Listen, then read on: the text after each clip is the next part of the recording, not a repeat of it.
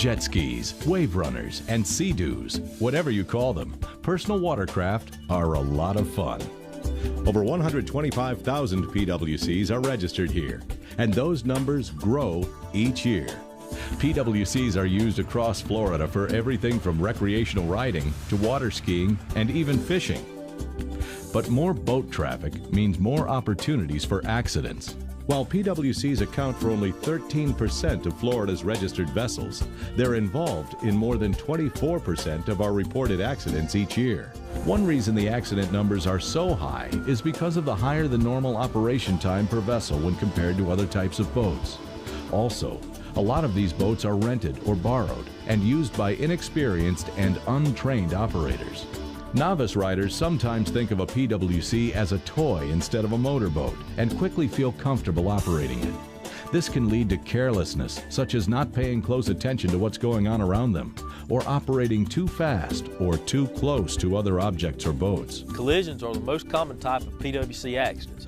Most occur while the PWC operator is either cruising or changing directions. Many times these accidents happen when two or more PWCs are riding too close to each other and operators don't keep track of each other. A quick turn by one operator who hasn't checked to see where the other riders are often result in sudden and tragic collisions. To operate a PWC safely, it's important to understand how it works. The personal watercraft depends on the thrust of water being pumped through a steerable nozzle at the rear of the craft. Moving the handlebars redirects the water coming out of the nozzle, causing the PWC to turn, but only if the throttle is not released. Releasing the throttle causes the flow of water through the nozzle to stop, and when that happens, steering will probably be lost, or at least significantly reduced. Since steering a PWC can be confusing in tight quarters or under pressure, it's best to always slow to idle speed whenever you come near a person, the shoreline, or any other object. The PWC industry has been working over the past several years to provide a solution to what is known as the off-throttle steering problem. Some models have either drop-down steering fins or an electronic throttle advance to provide a small amount of steering should an operator mistakenly release the throttle while trying to make a hard turn. But even with these improvements, the only sure solution is to remember that the throttle must be used to initiate a turn. Many accidents occur when a PWC is traveling too close behind another vessel.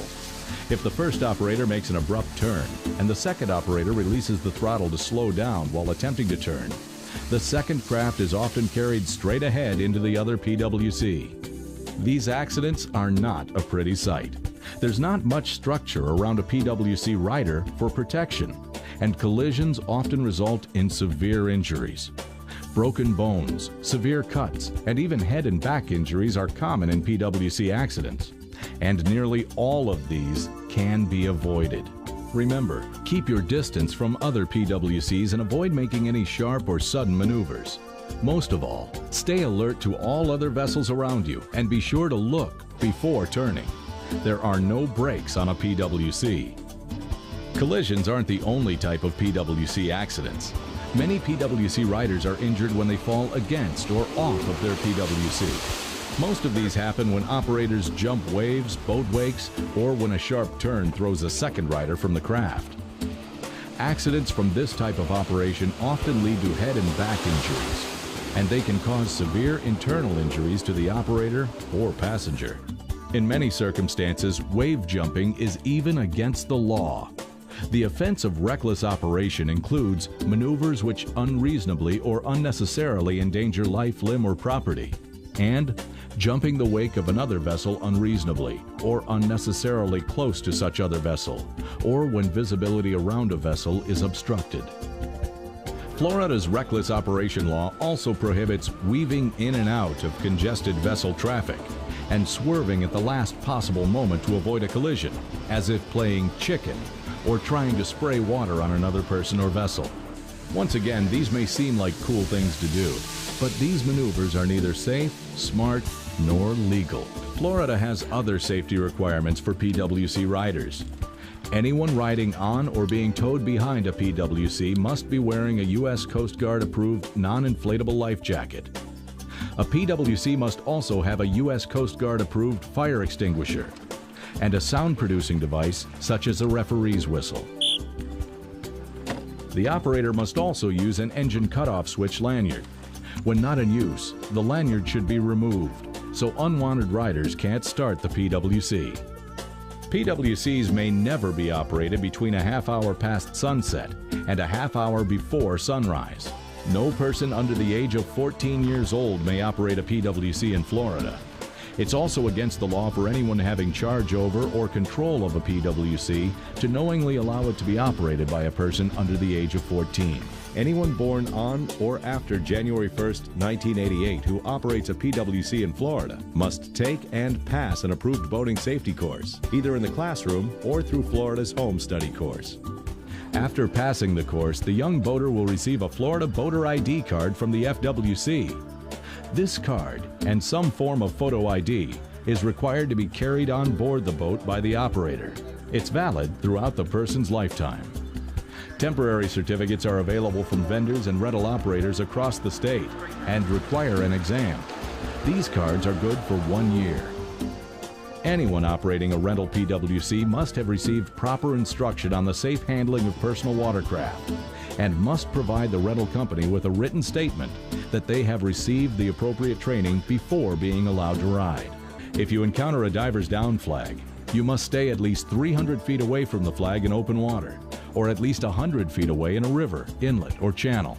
If you cannot avoid coming within these distances from a diver's down flag, you must slow to idle speed. Even outside these distances, keep a sharp lookout for divers in the vicinity of a dive flag. PWC operators need to be aware that the regulatory signs on the waterways apply to them too. Idle speed, no wake, means the slowest speed your craft will operate and still be steered. Slow speed, minimum wake, means that your craft is fully settled in the water and not at all on plane. There are other signs that limit all vessels to a certain speed. Look for the signs around manatee areas and places where people swim. Obey them. In addition to these Florida requirements, PWCs are required to abide by the federal navigation rules. These rules include the following requirements. When passing another boat from behind, you must leave plenty of room and not make any erratic maneuvers. The vessel being passed must do the same. When passing a vessel coming at you from head-on, you should pass port to port. That's your left side to theirs. Again, avoid any erratic maneuvers. In a situation where your path and another boat's path will cross, you must give way to the other boat if he is on your right. The other boater may not know or follow the rules, so always be ready to slow down and take any action necessary to avoid a collision. You are also required to maintain a proper lookout and know what is going on around you. Remember, PWCs are boats and must abide by the basic rules of safe boating. In addition to safe boating laws, there are some other common sense things that PWC operators need to know. Since PWCs are relatively small, they are difficult for other boaters to see. In fact, it's harder for PWC operators to see all that's going on around them because they ride so close to the water. Pay attention and remember to be polite. Modern personal watercraft are relatively quiet, but long hours of PWC operation in a small area can be quite irritating to other boaters and to people on shore. To keep peace with other people and perhaps avoid more restrictions on PWCs, it's a good idea to avoid operating in one area for long periods of time. Most PWC riding should be done away from residential areas, other boaters, nesting birds, and other wildlife. A little courtesy for others and use of good common sense will go a long way toward reducing complaints against PWC operators. PWCs can damage delicate seagrasses by operating in water that's too shallow. Avoid these areas. This will also help keep debris out of your PWC's water intake. And don't harass birds or other wildlife by riding too close or chasing them, especially manatees and nesting shorebirds. Remember, these animals are protected by both state and federal law, and harassment can carry pretty stiff penalties. Florida law covers several personal safety concerns, but there are other things PWC riders can do to keep themselves safe and comfortable while riding. Eye protection is vitally important to shield your eyes from spray and wind. With PWC laws and the waterway, everything is in order for a good time. Unless alcoholic beverages or other drugs are involved. Although a PWC may seem fairly simple to operate, there's a lot of skill involved to keep from having a mishap. Balance, coordination, decision-making, quick reactions, and using good judgment are all important to avoid trouble on the water. Yet these are exactly the bodily functions that drugs and alcohol affect. Florida's laws concerning boating under the influence are among the toughest in the nation. So the best decision is to boat smart while leaving them alone while you're around the water. All PWC operators need to be educated in safe operation. Personal watercraft riders should take their time to review the safety information they received from the dealers and this video with each personal watercraft rider. They should also review the manufacturer's information labels found on their personal watercraft. These instructions are there to keep personal watercraft riders and others safe while out on the water. Courtesy, common sense, knowing the laws and rules, keeping a safe distance and avoiding sudden maneuvers. Practice these and you'll be off to a great time on Florida's waters.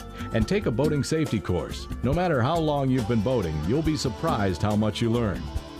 And you'll probably meet new people who share your love of boating.